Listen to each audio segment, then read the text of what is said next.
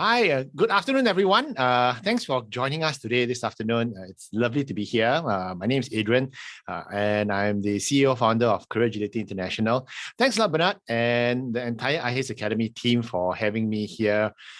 This afternoon, we're going to talk about careers. And one thing I didn't tell Bernard about this talk is that I'm going to be very politically incorrect. So I think he's going to regret calling me here today. And I think I won't be invited back again. But I wanted to be able to share with you some truths about your career. I want to share with you some myths about career management and about career planning. And, you know, a lot of things that we were taught as we were kids don't apply anymore. Okay. And because the environment has changed. And if we continue to operate in a new environment with an old operating system, okay, it's going to crash. It's not going to work. And that's why today we wanted to talk about careers. It's my career. I own it, like what Bernard said, because at the end of the day, who's responsible for your career? It's us. And what steps can we take as we move along our careers, okay? Why are careers important? Careers are important because, you know, when there is a gathering of friends or party full of strangers, what's the first thing you do normally? You introduce yourself. Hi, my name is Adrian. Oh, your name is Susan. What's typically the next question you ask at the party? It's, what line are you in? What do you do? Which company are you with? And that's the effect that our careers have on us. Because we are defined by our careers, we really feel that our careers take up a huge part of our lives. And that's why it's important for us to manage our career well. And so our career is not just in terms of, it's not important to us just in terms of the monetary value, but also the self-identity. But having said that, you know, if you focus too much on your career or your job as a self-identity, if it's taken away from you, and then you start feeling really bad as well because it's the whole identity taken. So there's a fine balance between knowing how much focus and attention you have to spend on your career and not being sucked in by the whole career and surrendering everything just to your career. So it's a fine balance, okay, that we walk. And that's why today I wanted to share with you some career strategies on how do you make yourself more relevant to IHiS? How do you make yourself more relevant to the market? We're going to talk about interesting concepts that we at Career Agility have come up with in terms of your career strategy, in terms of career longevity, in terms of career resilience. And I hope you will, if you have any questions, please drop it into the box and I will try to answer. I'll try to keep the last 15 minutes open for Q&A, okay? And I would really, really love to see good questions or any questions you might have. And that's why I wanted to share with you today. So let me do a quick intro on myself. I am, once again, the CEO founder of Career Agility International. I spent my early career in Shell, in GE Plastics, and I was headhunting for a global search firm, C-suite positions. And over my years of experience talking to C-suite CEOs, CFOs, CXOs, you know, I've always been very interested in how do you get to be where you are? How do you get so successful? And interestingly, whenever I ask them, they're always very happy to share with me the information. Okay, how did I get? And over the years, I picked up a lot of information from them, and I put them all together into a book, which is called Career Crossroads, Headhunter's Guide to Career Strategy, which was published by Marshall Cavendish in 2015. And a lot of the thought leadership, a lot of the thinking that comes out from our talk today comes from all my conversations and with all these very senior folks who have been very successful. And that's why I wanted to share all these ideas with you today. And if you have any things that you might not agree with me about, okay, just feel free to put up your hand and just say, hey, no, Adrian, how about that? Okay. Today, we're not going to give you all the answers to your career questions. One thing about us, especially for Singaporeans, all of us who grew up in the Singaporean education system, we are very focused on getting the right answers, okay? Because if you get the right answers, you get 100 marks, get A star, full marks, right? No A star, you get wrecking kin. Give our parents, very typical Singaporeans that we are. I don't want us today to focus on the right answers. I want us to focus on the right questions. Why? Because the right answer to the wrong question is also wrong. Okay, so today, let's not look for answers. let's ask ourselves questions. That's why what I would like you to do is, if you have what Bernard said is correct, if you have the screenshot, you can just screenshot what you want. But if you have a piece of paper, okay, just write down any questions that might come to you. Like, why am I doing this? No, is my career strategy correct? What are my strengths? Stuff like that. Just write it down, and you don't have to find the answers today. Okay, there's a weekend ahead. May got a couple of long weekends, so spend time to ask yourself those questions so that you can come to the right answers. Okay, so let's begin the conversation now. My co-founder and I, Yen, we are writing a book. It's going to be published in the next quarter by Penguin Random House. It's called The Great Career Paradox. It's interesting because what we found out, it's careers, in all our years of studying careers, there's a huge paradox out in the market. And the paradox is, why is it some people are chasing after, some people have the career success, okay? Some people who have clearly achieved career success, got the nice job titles, they're at the top of their career ladder, okay, they're at the top of their careers, but they're not happy. Very interesting. And I'm sure if you think about it, these guys are very successful, but you see they're not happy, they are stressed out, their health is suffering, their family life may be suffering as well and everything. Then the big question is this: does career success bring about happiness? Sometimes the answer is no. And therefore, why? Some people they think they can achieve happiness by achieving career success. And then when they don't achieve the happiness, what do? They push all in some more. They try even more to achieve even more career success, okay? And they get further away from the happiness. Their health suffers, their family life suffers and everything. So there's a great paradox involved. Okay, why is it? How then do you achieve happiness? And is career success a factor to achieving career happiness? And the answer is this, very simply this: your career is only just one small part of your entire life, okay? And it's only like maybe 5-10% of you. What defines you is not your career. What defines you is your family, your health, your relationships, your hobbies, your everything else, okay? So don't be obsessed by just chasing after career success. Okay, there are other elements as well that make you happy. But having said that, you have to go pursue the career success that is important to you. Okay, it may not be a big car or big title or big money, big bucks. It might be something else. It might be meaningful work. It might be work-life balance. Chase after the career success that matters to you, and then you will have the career. Then you will have the happiness which comes along with it. Okay, so you need to know what's important to you at this stage in your life, and then you chase after it. And that is a great career paradox. Don't just go after what you think society tells you it is the hallmark of career success. Okay, what's important to you? Just go for it. So the big question I want you to write on the piece of paper today is, what's career success to me? How am I achieving it? And is it realistic for me to achieve that as a career success? Okay, just ask yourself that question today.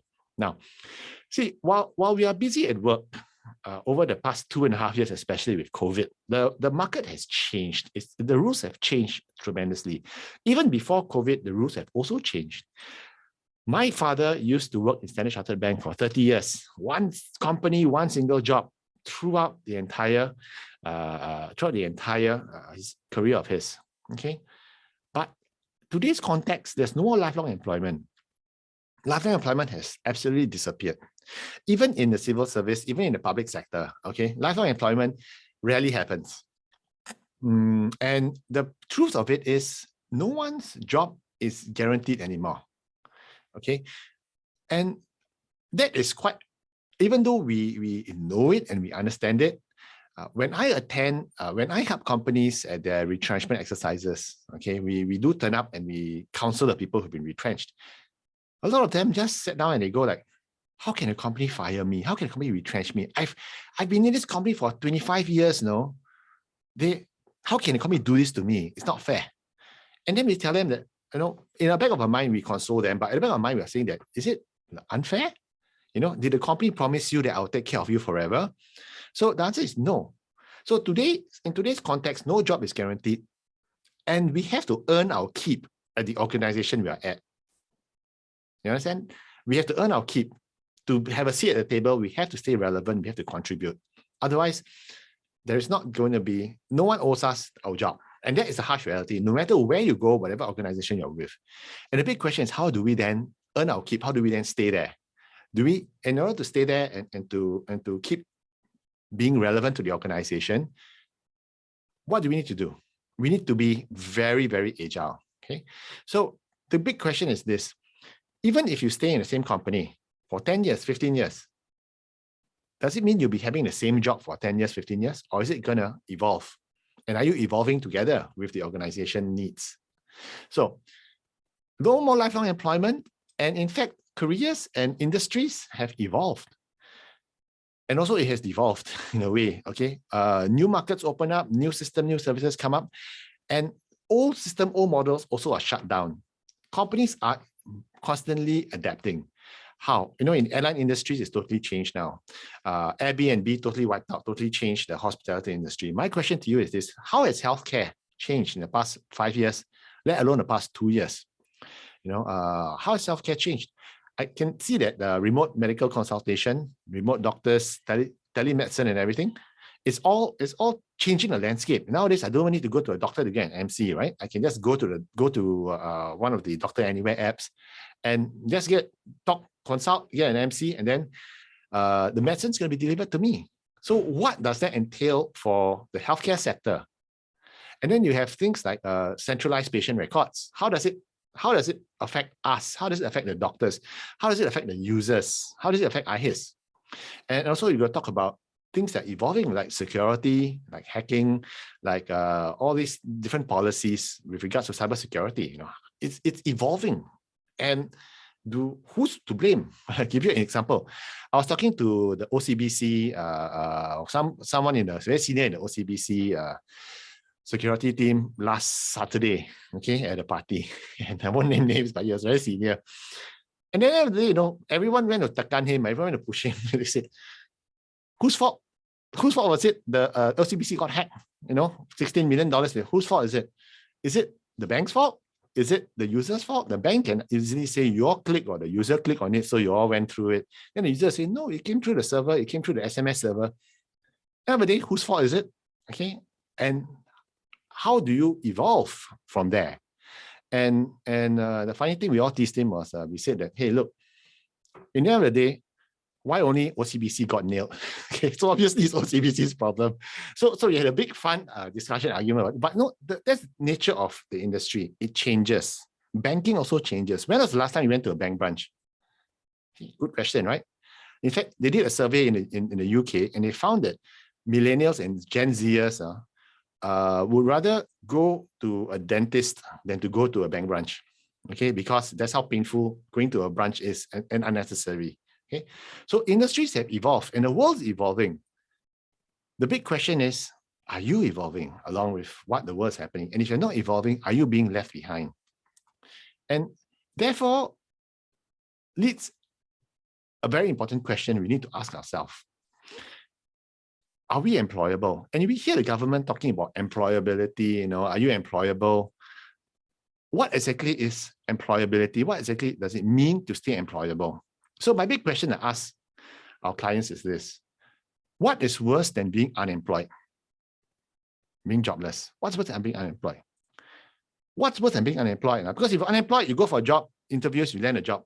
Okay, yeah, you're back in the workforce again. What's worse than being unemployed is being unemployable, meaning that your skill sets are out of touch with what the market needs. Okay, for instance, if I'm a TV repairman, okay, very drastic, very drama. Okay, TV repair, who repairs TVs nowadays, right? Let's throw it away. Or if I was a stockbroker, you know, who calls a stockbroker now? Everything's all online in apps, right? So there are situations where you may not have the skill sets that the market needs, and then you become unemployable. If you jump into a taxi, okay, a lot of times you ask the taxi driver, what were you doing before? And some of them, one taxi driver I know, I jumped in, he told me, no, I used to be the managing director of a plastics manufacturing plant. But nowadays in Singapore, there's no more plastics manufacturing. Therefore, I go for interviews, there's no one who needs my skill anymore. So I just drive a taxi, which is fair, okay? So we must understand this concept today. Am I employable? How do I stay employable? And employability is just defined as being in demand by the market until the day you wish to stop work. And sometimes, even if unemployability could happen to anybody. I'll give you an interesting example, a real life story. You would imagine that if you study hard, that's why I said, listen to your parents' advice, career advice in the old days. You study hard, you get your degree, you go study all the way, and then you will always have a nice job waiting for you. Answer is no, not true. Okay, we know of a cancer researcher in Singapore who has a PhD in molecular biology, cancer research, one of the top minds. Because of COVID, her funding dried up because everyone wanted to study, wanted to research coronavirus, right? So, and because of that, her funding dried up, and there is a market for her research, but it's over in the US, over in China, which she didn't want to go. And so in Singapore, she tried looking for jobs in cancer research, cannot find. So she became unemployable. To the point where right now, what she's doing, which is nothing wrong, okay, she's giving tuition to primary school kids science, okay, which is underemployment by government terms, okay, in terms of you got a PhD, okay, but if you're not careful, are you at risk of becoming unemployable? There's another person also, okay, we know, who's working in a bank. He does loans approval, and he's 48, doing loans approval for the past 15 years. And right now, we ask him a question. Is there a demand for you? Can someone younger do your job? Can an AI do your job? Can your job be outsourced? And his answer is yes. Therefore, your skill sets are expiring, aren't they? And he says, yes, and I'm worried, okay? Because when I look around, I'm the only 48-year-old loans manager, approval manager there is. Are my skill sets expiring? Some jobs are, like lawyers, like surgeons, the longer you stay on a job, the more your skill goes up, your value goes up. Some other jobs are like computer programmers, for example, okay? The longer you stay on a job, your value doesn't go up all the time, okay? Because the younger ones come in and might do the stuff better than you. So if you're not careful, the career longevity might be at risk, okay? So you need to ask yourself, am I making sure that I'm employable? Am I having the skill sets that are relevant to not just the market, but to my employer, to IHiS, okay? And if it's not, what can I do? That's what we're going to talk about today. Because even as we are planning our career, there are two things we need to think about, okay? Our career longevity. How long can you continue to be relevant to the market in terms of your skill sets?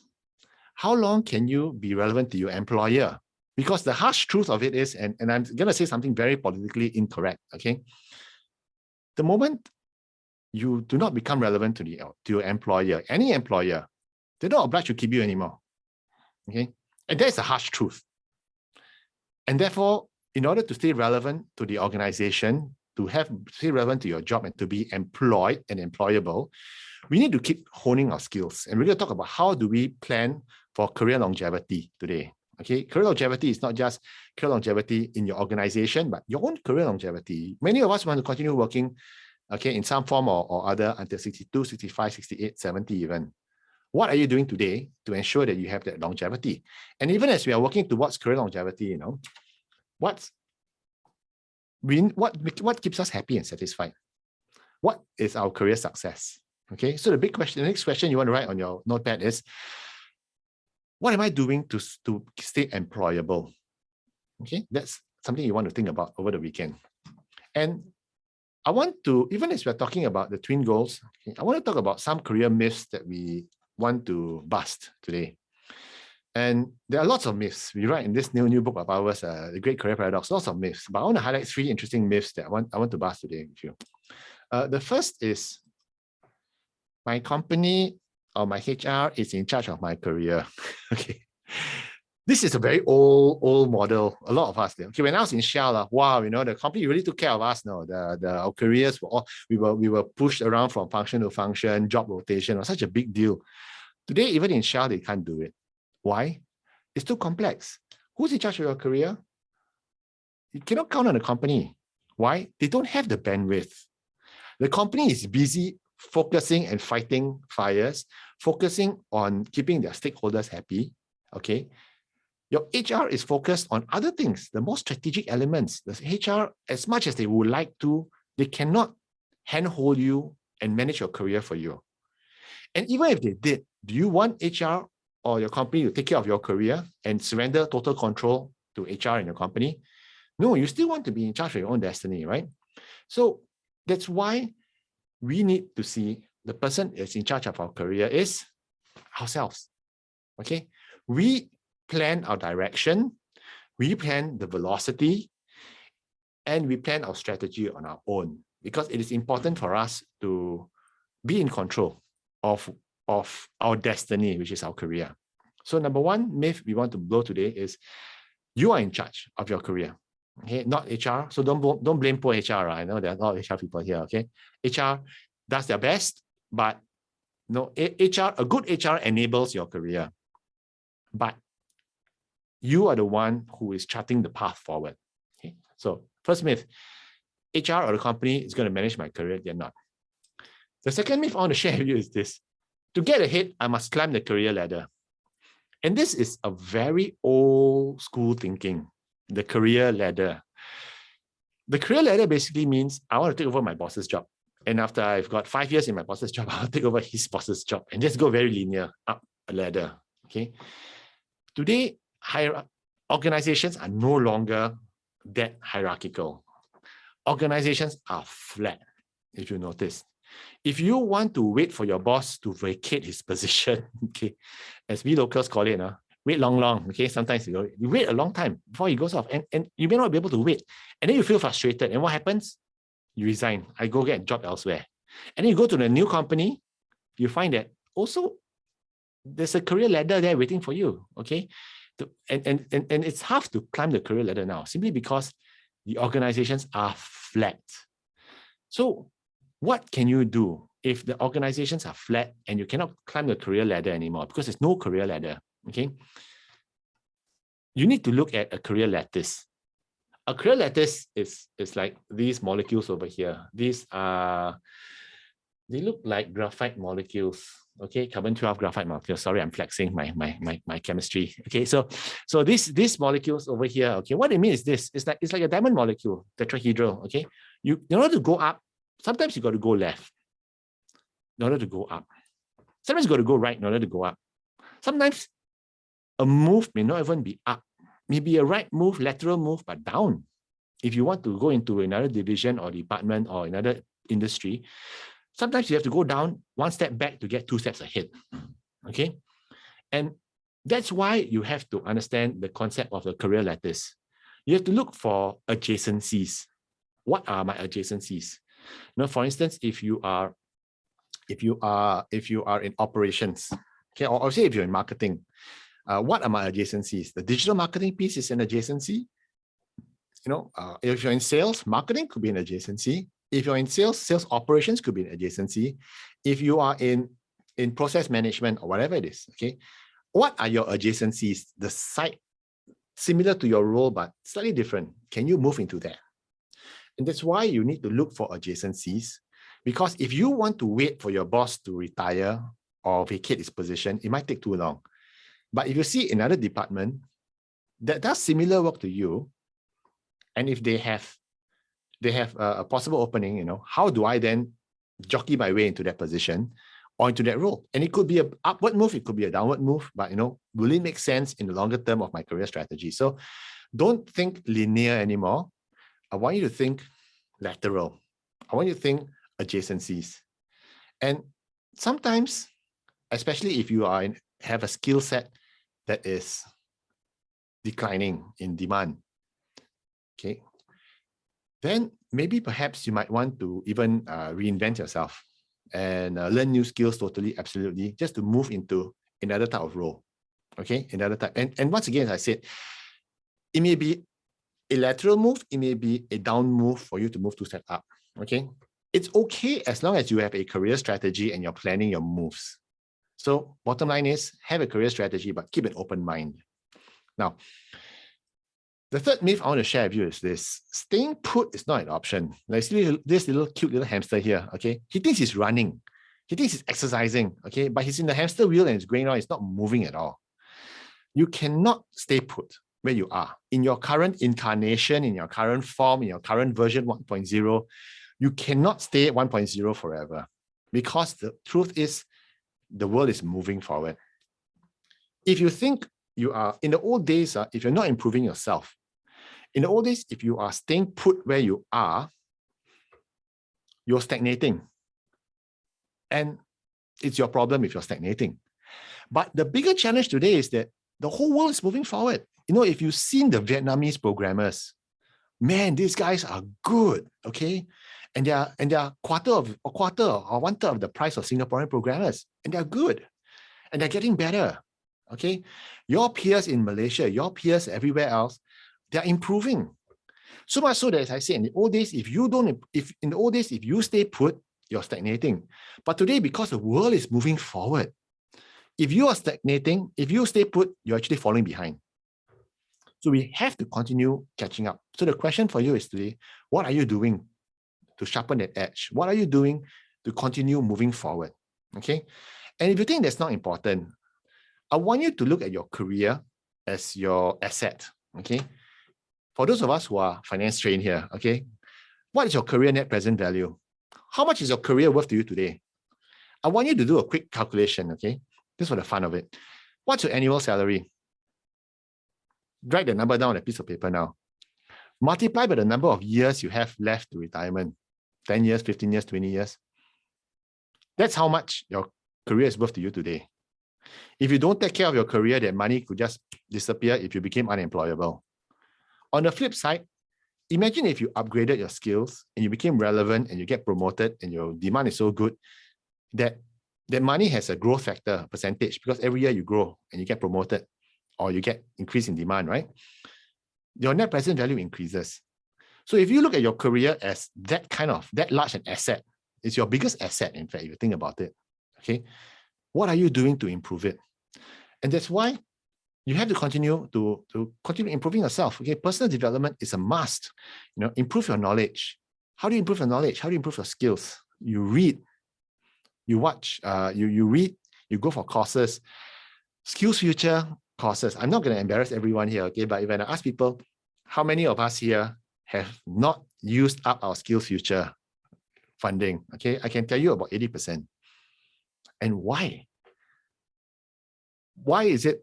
There's so many interesting courses, you know, on skills future credit, skills future programs that you can do. Even if you take a baking course, okay? I took my skills future course in digital marketing. I also took a skills future course in gardening, in urban agriculture, just for fun, because I love to grow pumpkins in pots around my home. Okay, that's also skills future. I'm also improving myself. What are you doing today to improve yourself? And don't tell me you got no time. I'm very busy. A lot of Singaporeans, okay, we are very, very famous on it. I got no time. But if you ask yourself, are you sure you got no time? One of my favorite catchphrase now is this: if you complain you got no time, get off TikTok. Okay? Get off TikTok, get on to TED Talks. Okay? You know what TED Talks are, right? You're just going to go, there's so many interesting topics that TED Talks out there. Okay? Get off TikTok, get on TED Talk. Okay? So don't tell me you got no time, because I know how addictive social media is. I know how addictive TikTok is, okay? And that's why I actually deleted TikTok from my phone, because I was spending too much time on TikTok, okay? And it's mindless, silly things which is so addictive and you don't know where the hours go, okay? So get on TikTok, get on TED Talks. And that's my advice to you. Now, so my question to you is this today. With your current skill sets and in your current industry, in your current company, will you still be employable to IHiS in 5 to 8 years' time, as IHiS evolves, as the market evolves? And that's a tough question, you know. If you don't evolve along with it, are you still going to be relevant? Are you still going to be employable to your company? And this is something you need to ask yourself. And then the big question is, what can you do about it? And the question about what you can do about it is this. Okay, I'm going to suggest five steps, okay, to how you can improve your career within IHiS itself, and even, I hate to say it, even outside of IHiS, okay, down the road. Because we need to look at our careers as a long-term game, 20, 30 more years left. How do we manage? How do we stay employable? So the first thing you need to think about is this, okay? Be rational, pause and think. If you're frustrated with your job now, because I feel I'm not doing enough, I'm not learning enough, I'm not getting paid enough, okay? Number one, pause and think. Don't be hasty. What we always say at Career Agility is this: getting a job may not solve your problem. I repeat, getting another job, an outside job, may not solve your problem, because you might be digging yourself into a bigger hole if you do not know the reasons why you're really unhappy about it. Okay, so if you have a career challenge right now, pause, take a breath, and think, what exactly are the causes? Why am I unhappy? Is it the work that I do? Is it the colleagues? Is it the boss? Usually it's the boss. Shh, don't tell people I said that, okay? Is it the boss? Is it the nature of the work? Or is it because headhunters are knocking on my door half the time and offering me double my salary? And is that causing me unhappiness? Because then I'm looking at the world outside. What could it be? Wow, and ask yourself, will these career issues go away? Sometimes it's seasonal. Sometimes you don't like the boss, but hey, after 6 months the boss gets transferred somewhere else. Yeah, problem solved. I can go back to my normal thing again. Sometimes if you are unhappy with the work that you do because you find there's no meaning or whatever it is, can you volunteer for other work, or can you navigate internally to another role? So sometimes the problem will, if you manage it, the problem might go away. Sometimes it is a case of job envy, and it happens to the best of us. Companies, external companies, especially now in the digital space. I know a lot of us are being approached by headhunters here, okay, with nice offers. My co-founder Yen, she has this very, very favorite saying of hers, which I will echo here today. Okay, sometimes the grass on the other side is greener, appears greener. Yes, it's true. But why? Because there's a lot more fertilizer over there. Okay, there's a lot more cow, being put there. Okay, that's why the grass is greener. That's why they want to pay more. So the big question is this: am I ready to make that move? And I'm not saying don't go. I'm not saying stay if you have to, or you must stay. Okay, the question is, are you making a reasonable and rational move if you want to leave? Okay, and that's something you need to think about as part of your career strategy. Okay, because a lot of times, as I said earlier, what is your career success? If your career success can be achieved by going over, then go. See, a politically incorrect statement I just made. Okay, but you understand the risk involved, and can you attain that career success within the organization? So these are conversations which you want to have with your bosses, or maybe with HR. Okay, so whatever it is, just don't be irrational. Okay, don't be emotional. Okay lah, I can't take it, I quit. Okay, because there could be solutions within your organization if you have a proper conversation, if you have a proper analysis of your current situation. Okay. The second thing I want you to do is I want you to think about, understand your own market. Where's your market heading to? What are the trends? What are the growth areas? And also, what are the sunset areas? There are every organization, every role, okay, like even in HR, there are fast-growing areas, strategic HR, there is data analytics in HR analytics. These are very hot growth areas, but there are also sunset areas like payroll, like compensation, com and ben. A lot of the roles are being outsourced. Okay, in com and ben. What are the sunset areas in whatever field you're in? Are they growing? If you're in a growth area, then good. If you're not in a growth area, then how do you move into that growth area, whatever you are? Okay, you need to know your market. For instance, is more work going online? Is it becoming more digital? Then are you digital ready? However, in the healthcare, it's not just about digital. It's about the human factor, the compassion. Okay, is that something that's going to grow? Then how do you angle yourself to be in those growth areas? What are the future trends? You see, one of the ways to stay relevant is to look at future trends. But how do you predict future trends?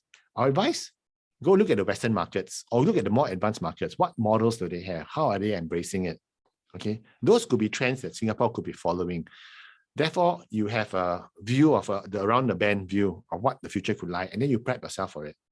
Okay, when I was headhunting in 2012, I was at the height of my career, but I realized that I did not want to be in headhunting forever. I wanted to do something more exciting. And I came out of my comfort zone and I started writing the book, and I started doing a lot of research and repositioning myself to be a career strategist. And it took me 6 years before I could start my own business, okay, a Career Agility International. But you see, I took the risk and I took a long-term view to evolve. So, and I understand the market trends. And I was spot on. Okay, I'm in a hot growth area right now. And even as I'm in a hot growth area right now, I'm thinking, what's the step beyond that? What's around the bend? So always be agile enough to understand your market properly. Okay. And what are the adjacencies to where you are now? You also need to know yourself, what are the future skills that you need? For instance, if it's digital analytics, then do I have that? Or what are my future skills that I have? What are the future skills that I need that I don't have right now? What do I focus on? Because I might have 5-6 skills that I really need for the future, but I don't know what do I focus, how do I prioritize? And then how do I close the gap? Because how do I go? I could, do I take courses? Do I read more about it? Do I look for a mentor? And the mentor could be someone outside your industry, okay? The mentor could even be someone younger than you, especially when it comes to digital stuff. I have 3 digital mentors, okay, younger than me. And I'm learning from them. It's very ironic because normally think mentor is some old guy with a beard, some uncle. Younger people can be your mentor as well, okay? How do you close the gap? And then you develop a career strategy for reaching there. What will you look like in 7 years? Not just in terms of your job title, but in terms of your skill set, in terms of your capabilities, in terms of your abilities. What do you want to be? How are you going to get there? Okay, develop a career strategy to plan. What are the contingencies in case you don't get there? Are there ways of me achieving that goal quicker, less painful? Do I get a mentor? Do I attend a course? Do I upskill? Okay. Have a strategy. Otherwise, you're just going to be blown around by the wind and you're not in control. Okay. And the 5th one is, as I said earlier, get advice. You can actually get advice online. Lots of good articles out there, advice in regards to your career strategy, with regards to your market and everything. And of course, get a mentor. If you don't have a mentor already, get a mentor. And mentors need not be an official, please master, be my mentor. Okay, no, you don't have to. You can actually have silent mentors. You can observe the people around you, those who are successful, those who are more senior to you. What are they doing? Okay, you can approach them and ask them, hey, what's your viewpoint on this? Read books, read groundbreaking books. Okay, Bill Gates and Melinda Gates, a lot of the thought leaders in the market. Okay, they have very good ideas which you can just latch on and just read and just understand. Okay, get a mentor. Career coaches are important too. If you have one, good. If you don't have, then you can talk to HR, or you just basically don't go out alone. Okay, basically the whole idea is don't go alone. So that's why what is important for us today, okay, as I come to the last slide already, is very simply this. The world is evolving.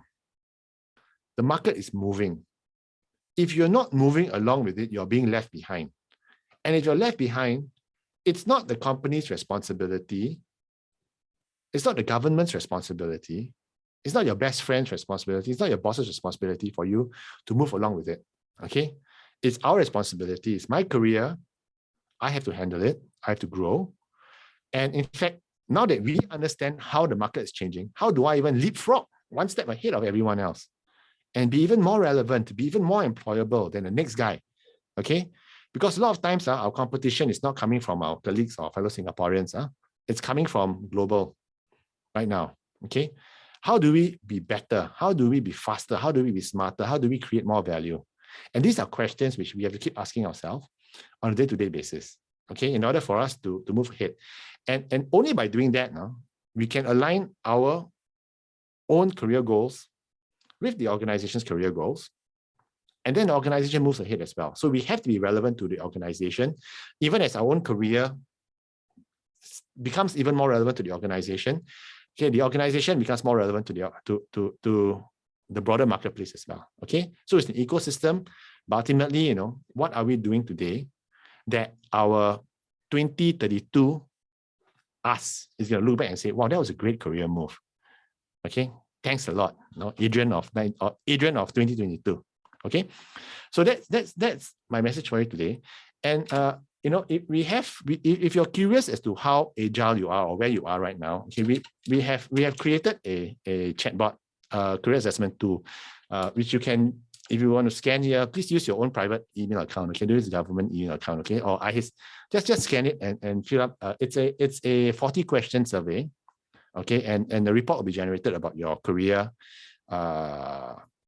agility score and where you are today and what you can do. What are some of the things you can do? The basic report is free. Okay, the full report is paid, but you can actually do it and see what are the basic things that you can do about your career today. Okay, you can scan if you want. Just have a go at it. And this software was written by us. Okay, locally. So anyway, any questions? Anybody? Hi, Adrian. I'm going to jump in here. I think there's one question by Kai Ming. So, Kai Ming, I would rather you ask your question. I know it's already on the chat, but if you could, maybe could just voice out and ask the question. Kai Ming, if you're there. Yeah. Okay. Thanks. Thanks, Adrian, for this nice talk. Hi, Kai Ming. Very insightful. You mentioned to look ahead 7 years. Why 7 years? Not 5, not 7, not 10. My lucky number lah. No. Okay.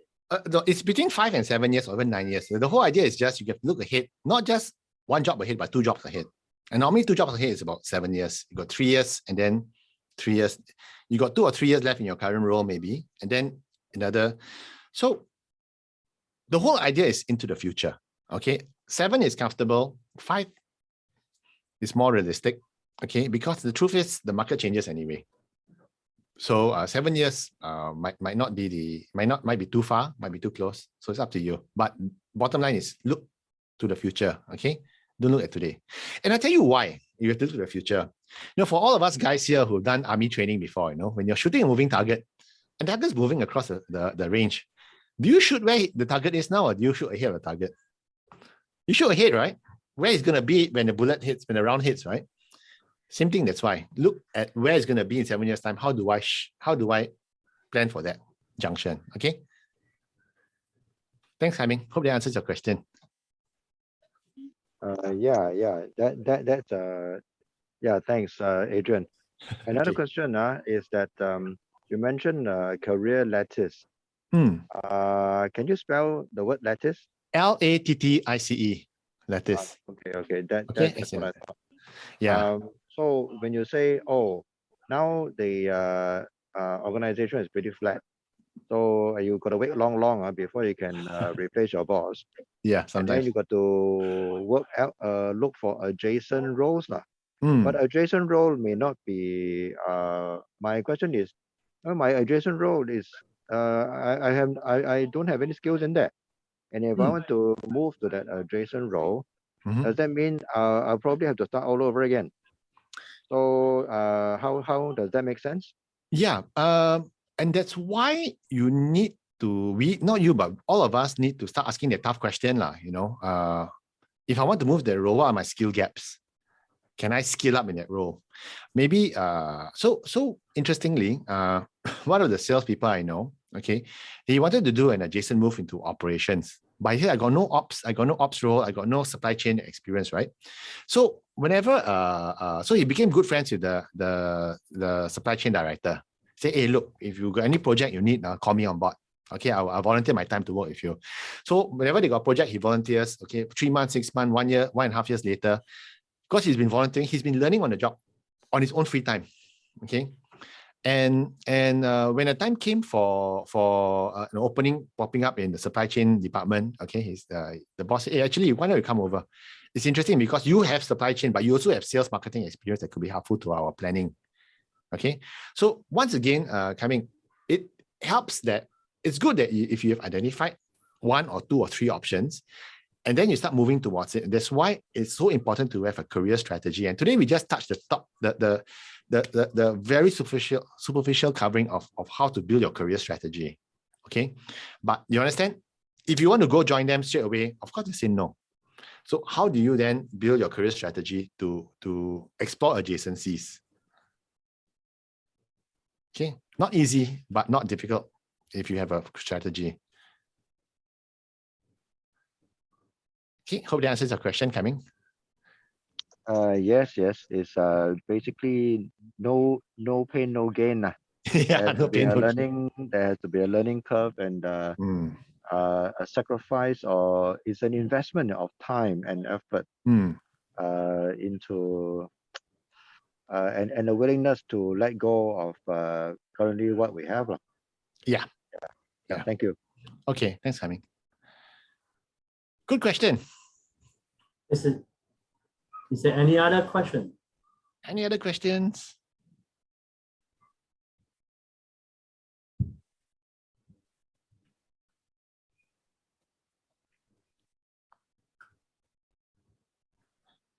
If there's none, I think what I'll do is this, right? Number one, I'm grateful, Adrian. Very grateful. In fact, you actually flesh out your Carol system for this team here. I mean, I never expected that, right? So everyone, if you have not scanned or taken that picture, maybe Adrian can show that again. Right? It is really a great start. Okay. Right, it's really good because I went through the Carol quiz. Right, it's a very simple quiz, but also very insightful. Right. So I'm glad that frankly, Adrian, thanks for being so generous to share that QR code with all of us here today. Okay. Let's get real, right? I think today we have a good opportunity to kind of have some thoughts planted in our mind, right? And there was a good advice. Right, Karen, thanks for that. Thanks for the assurance. It is really, thanks for assurance that this is indeed a good session. So I think Karen, is that a question that you have? It's actually Karen is a very good question. Okay, can I answer this question? So Karen asked a question: what is good career advice for someone just starting out in their career? Okay, is it old school to think about specialized earlier on?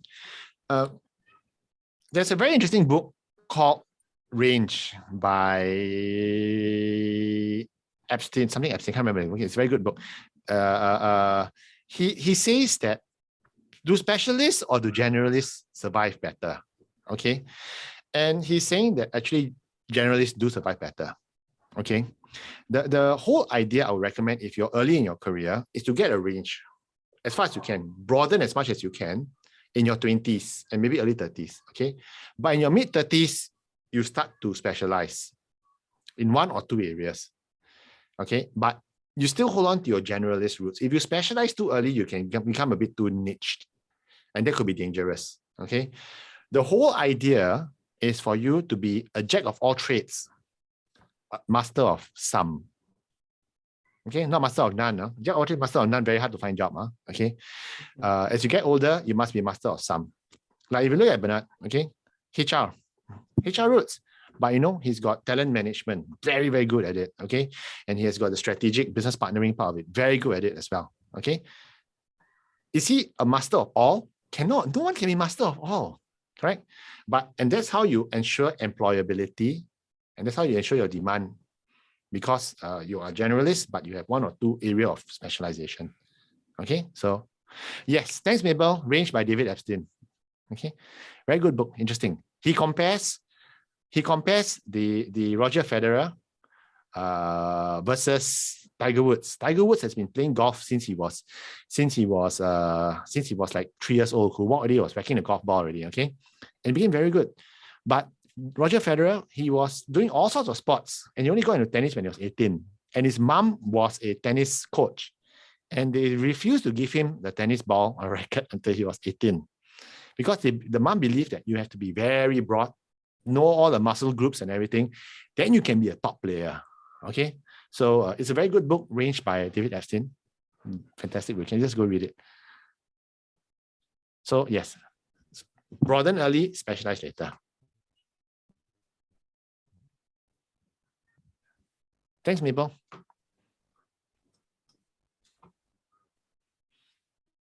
If there are no other questions, Bernard. Thank you. Yes, if. Do you have any questions, Bernard? Well, to be very frank with you, not a question because Adrian and I have been talking to you quite regularly. Yes. Right? But I think from where I stand at this point of time, really liked and appreciated your sharing about the strategy, right? The 5-step strategy. I think it started even for myself, right? It really started even myself thinking, right, where things are with myself. And I think there's a lot of reflection. I think what I think is important for all of us here, right, is sometimes we get too into the role and the job that we forgot about ourselves. Yeah. I think one of the things that we need to remember, right, is to regularly have check-in points for ourselves, right? Navigating our career, thinking about where we want to be. Don't forget, right? And I think, Adrian, you sharing that 5-step and that structure is a very good reminder and laid the seeds. In fact, to be very frank, before I know you, right, that never came into my mind, right? It was in some of those conversations that I had with you, where I say, hey, yeah, and thus I was appreciative of your carol system, as well as the process that you have just shared with this team. Ladies and gentlemen, today is really only a 1.5 hours webinar, right? But I think through what I heard, and I guess all of you will share the same sentiment as me, it really laid the seed for us to think deeper, right? And thanks Tam for also mentioning that it's a great talk. Do hold your horses because later we'll get feedback from you. Right, we'll get you to do a very quick QR polling. But before we transit to the next speaker, I'm taking this opportunity to really express, this appreciation for Adrian. He's very busy, right? He just mentioned that he's going to go for another session for, knowing him, I know he's really very busy. Really appreciate your time, and at the same time, if any of you who are interested, and I know many of you will be, please listen to him through radio. Right? It's Thursday, right? Thursday, 91.3 FM. If you go on to the Facebook page for 91.3 FM, the big show, the whole session, the whole 45-minute segment is online every week. Okay, so you can go, if you go to 1FM 913, the Facebook page, you can actually see on every Thursday morning we have a segment. I've been doing it for about 2.5 years already. Okay, it's very fun. Ladies and gentlemen. So thanks a lot. Thanks a lot for having me here, Bernard. And thanks to the IHiS Academy team as well. Thank you. Everyone, can we just give him a bit of a round of applause virtually, right? There's actually a reaction icon, on Zoom, right? So yes, thank you, Adrian. Thank you very much. Okay, I'm going to hop off. Everyone have a great day ahead. Huh? Okay, take care. Bye. Enjoy your long weekend. So as everyone, now we transit to the next speaker, which is Tamryn, right? And I want to just briefly mention about she, right? Tamryn Seeger. Well, we brought her in is because, this is, as I mentioned, right? This is only a 1 hour quick talk. There are a lot of stuff that we could be also doing and reflecting. And we wanted to kind of, share with you what else can you find support when you start thinking about your career. So as I mentioned, we now have Tamryn Seeger all the way from Melbourne, if I'm not wrong, right? Tam, you're from Melbourne, right? That's right. I'm definitely from Melbourne. All right, and representing obviously our close partner Udemy, to really share with you the resources available. Now, just so that all of you know, every single staff that comes through IHiS, right, as a staff, has access to the Udemy online learning resource, right? Inside the resource is 155,000 available resources to you, a lot, right? But I think today the time is really here to help us stay focused, and then at the same time also direct us to, where are those resources that can help us continue our reflection and our journey as we start building our career. So with that, Tam, over to you. Thank you so much, everybody. Please give me just 1 minute. I just want to share my screen before I begin. And can I just get a nod from you, Bernard, if you can see my screen? Yes, perfect. Wonderful. Thank you so much. I saw a little chat come through from Karen that she loves Udemy. I am so pleased to hear that. And if you can just continue to send me lots of love through the session, I would really enjoy that. So thanks, Bernard, for introducing me. And Adrian's left now, but what a fantastic talk. I got so much out of that, and I hope all of you did as well. My name is Tamryn. I am your customer success manager at Udemy Business. So I've been in customer success for about 6 years now, and I'm also a qualified high school educator, but I am so honored to be here, and thank you so much for inviting me. I'm going to take you through the Udemy Business platform, but I'm also going to talk to you about a particular feature on Udemy Business that is a great way to help you with your career development. So it is called the Learning Paths feature. And the Learning Paths feature gives you access to create your own learning journey. And it is a great way to put structure and strategy around your career goals so that you can ensure that you commit to achieving them. Because of course, you know, as Adrian was saying, none of us have time, but all of us need to make time for our career and our career development, because we are the people that are responsible for making it happen. So with that, let me begin, and I will give you a quick orientation of the site, and then I'm going to take you through how you can create a learning path for yourself. And also I'm going to show you a couple of courses that are going to get you started, because I know what it's like. We have got so many resources on Udemy Business. Sometimes you can feel a bit overwhelmed and you don't actually know where to start. So with that, let's go. I'm on my Udemy Business account. So one of the reasons I decided to join Udemy Business is because I have access to all of these courses for free. But all of you IHiS learners, because you are working for IHiS, you also have access to all of these courses for free, you lucky things.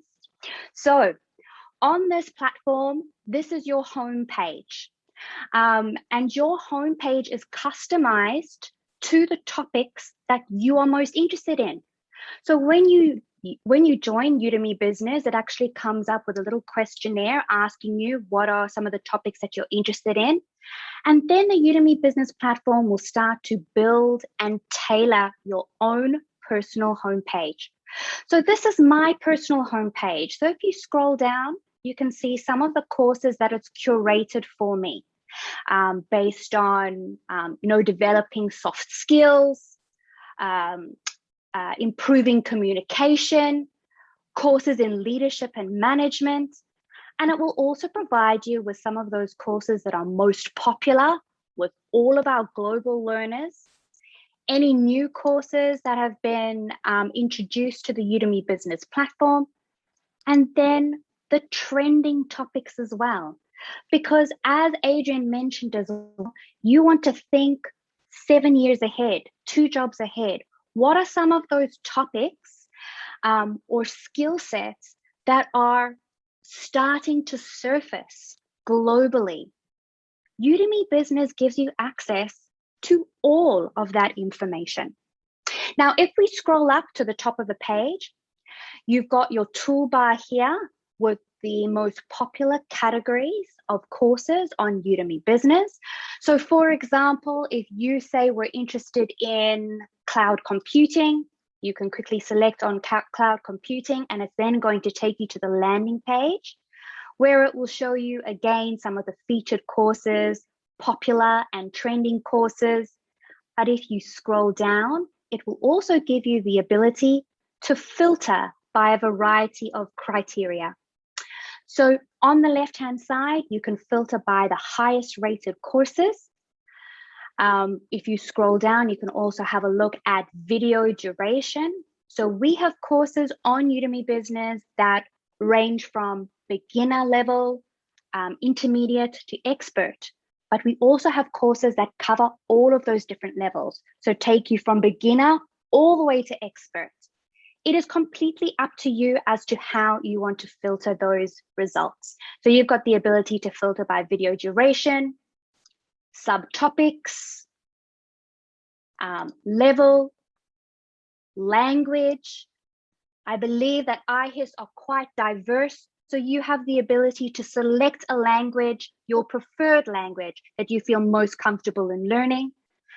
And of course, you also have the ability to filter your courses by additional features such as quizzes, coding exercises, and practice tests. Udemy Business gives you the ability to also assess your current skill gaps. And that way you then have more information about the areas that you can improve on. And with that, I would like to move on to the Learning Paths feature. So if you scroll up to the very top, and for you, IHiS learners, you will have your IHiS logo in the top left-hand corner, which will take you to the home page.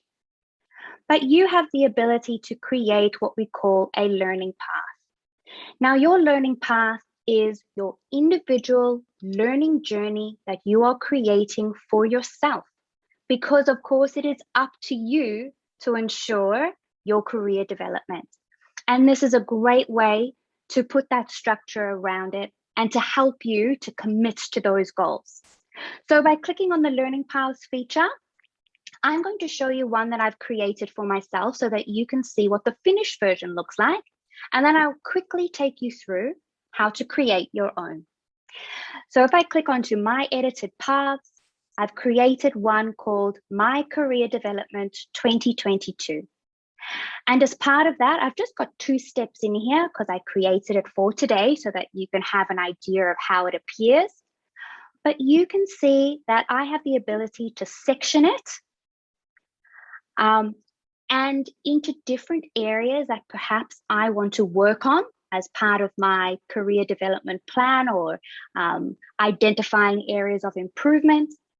And then I can include a course that is going to help me to achieve those goals. And as I move through each of the courses or the steps, it will tick it off. So that will keep you on track to achieving your career goals. So you can see here, it's a very basic learning path that I've created. And now I'm going to show you how to create your own learning path. So for example, you can go to the Learning Paths homepage. It's very simple. You have the Create Path.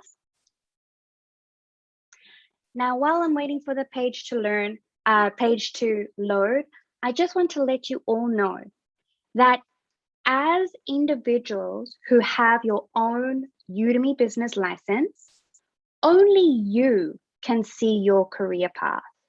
So no one else can see your career path. It is your personal and private career path. You can share the details with other people if you choose, but I just wanted you to know that it is only seen by you. So on the Learning Paths homepage, after you've selected Create Learning Path, you can see here you've got a variety of different sections.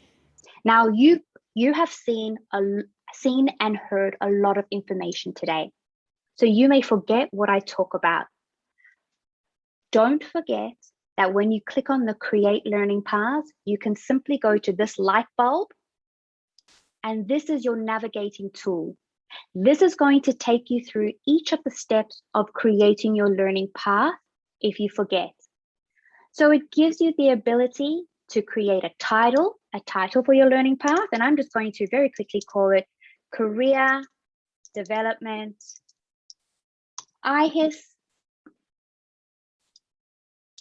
You can put a description around here to maybe motivate you or provide a bit of context so that every time you look at your career development path, it can remind you as to your purpose and why you have decided to take this career development path and to do the courses that you have chosen. But you don't only have to include Udemy courses as part of this career path. You have the ability to include links to articles, podcasts. So you can include, Adrian's podcast, for example, as part of your learning path to listen to. TED Talks. So instead of your TikToks, you can include a TED Talk that you are interested in. Those are all links that you can include as part of this learning path. So let's have a look.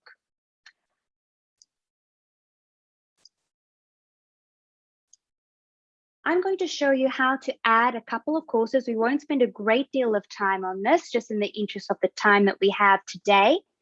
But you can see how easy it is from here. If I simply add a section heading,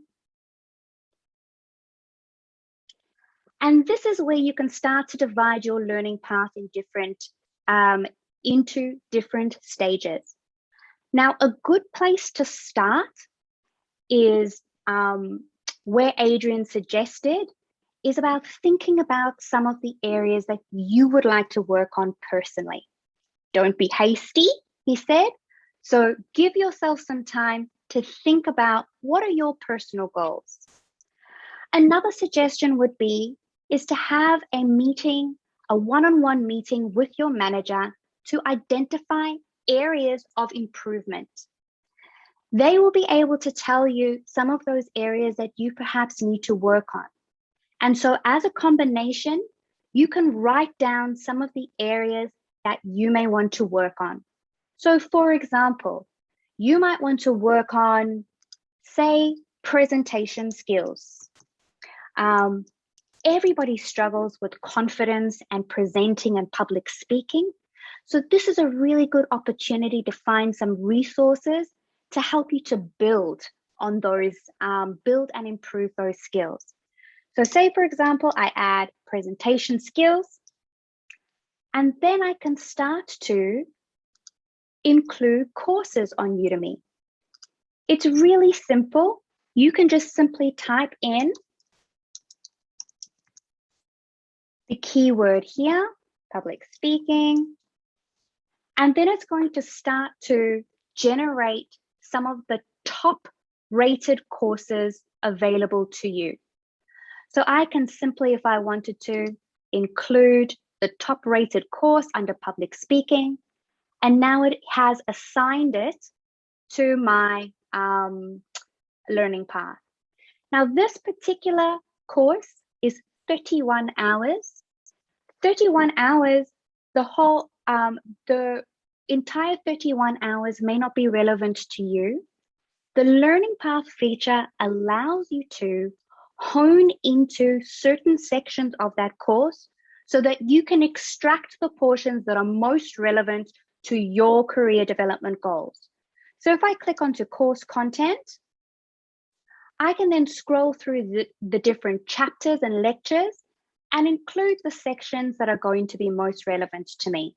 So just as an example, I'm going to select question 2, and now it's going to include that particular section for my learning path.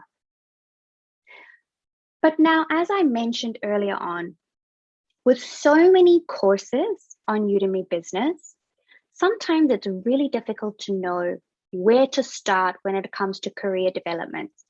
So there are 2 courses that I've identified that I feel that would be a great place to start if you need a helping hand. It's really easy to find them. You can simply type in career development. And I want to show you 2 particular courses that will be really helpful. The first one is this one here, called 50 Career and Self-Development Tips. This particular instructor let's scroll down because you can actually find more information about them. He is the author of the #1 best-selling business course on Udemy called An Entire MBA in One Course. And if you scroll down to the content of the course, I feel that it is a really well-rounded course that is relevant to everyone. And it covers off some topics that Adrian has spoken about as part of his particular speech today as well, around goal setting and creating a strategy. Also around achieving happiness and looking at your failures as opportunities. This particular course also has some really fantastic resources, and it's a great place to start if you're struggling. Now, when you find a course that you are happy with, it's really easy to then add it to your learning path. You can see these this box with 3 dots in. If you click onto it, it gives you the option to add it to your learning path. Really easy. Simply add it to your learning path, and it will add it to your career development learning path. The other course that I wanted to share with you that has some really fantastic resources is this second one over here, Boost Your Career Success by Developing Your Soft Skills. What I really liked about this course is that it has a section where you can actually assess your own skills around own soft skills and actually identify those areas that you need to improve. So I think it's this one under here, Success and Success at Work model. It provides you with resources on how to actually assess your current stage or current soft skills, and then will also help you to identify those areas that you need to work on. Which means if you can identify those areas that you need to work on, you can simply look up those keywords in the Udemy platform and add those relevant courses to your learning path career development plan. So it is a very easy way of starting off your goals or your career journey, so to speak. So I'm just going to add this to my learning path, and then I'm going to show you how it appears, just to finish off and show you just how easy it is. So now that I've added those 2 courses to my learning path, I would go back to the learning path homepage and select my edited paths. Here's the one that I've been creating as part of today's session. And these learning paths have now been added.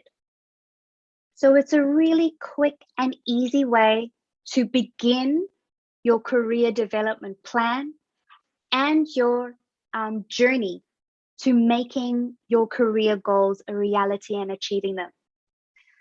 When you have your learning path created, it is a great way to keep you in check, and you can work with your manager, with your mentor, and with your team to then show them which sections or which areas you have addressed, and also have it as a discussion point as to where to from here. So it's a really great tool to use. And again, it's your private learning path. Now, finally, what I wanted to finish off on is if you do run into any challenges with the creating a learning path or on the Udemy business platform, you have available to you a tech support page that is 24 hours a day. So 24/7, it is available. In the top right-hand corner is your profile page. So here's a picture of myself. If you scroll down to the help button, this will then take you to the tech support page where you can type in any keyword. So if we type in certificate of completion, for example, it's then going to take you to a whole lot of articles that are relevant to your questions and your keywords. So with that, I think that I'm almost on time. I think I've got about 3 minutes to spare. It's a very short session today, but I just wanted to make sure that all of you are aware of the feature that you have available to you to ensure that you stick to your career development journey and achieve those goals that you set out for yourself. So I have got 3 minutes left, 2 minutes left now. Is there anyone out there that has any questions or wants to send any more love across to me? I would love to hear it. So I'm just on chat now. Thanks so much to Rachel. Oh, she learned her M365 from Udemy. Fantastic. I love to hear that. And for those of you that need to activate your license, yes, please do. Yes, any questions to finish off?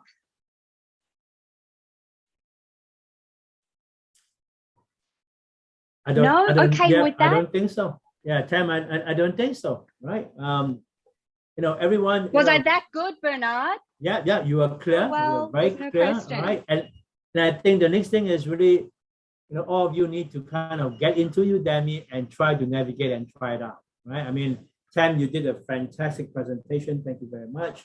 It's really now the ball is at our court where we need to log in, right? Create those paths. You have heard from some of the colleagues, Rachel, Karen, for sharing that, there's a lot of learnings and they have benefited from it. Ladies and gentlemen, I'll be very frank with you, right? IHiS is the #2 company that I've been who is giving you access to such a learning resource platform, right? I've been to many organizations in my career. I would say 10, right? So stop guessing my age. I've been to 10 to, yes, Karen, stop that smile. I could see you go, oh gosh, 10, right? Yes, I've been to 10 companies. IHiS is the second company that had give all their staff access. So please do not waste the resources.